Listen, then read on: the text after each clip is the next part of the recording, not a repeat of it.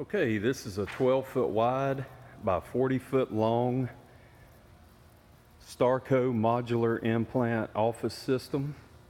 This particular customer will be using this as a shipping offices in their warehouse. The system's 8 foot high. It's got an interior wall. The interior wall makes another separate office. We've got a HVAC system in here, 2 lights, outlets, and this is the larger room with a larger HVAC.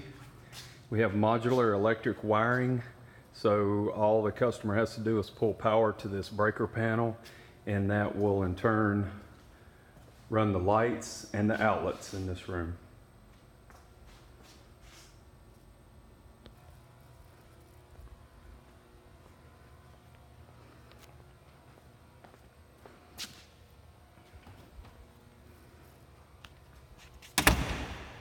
Nice and tight.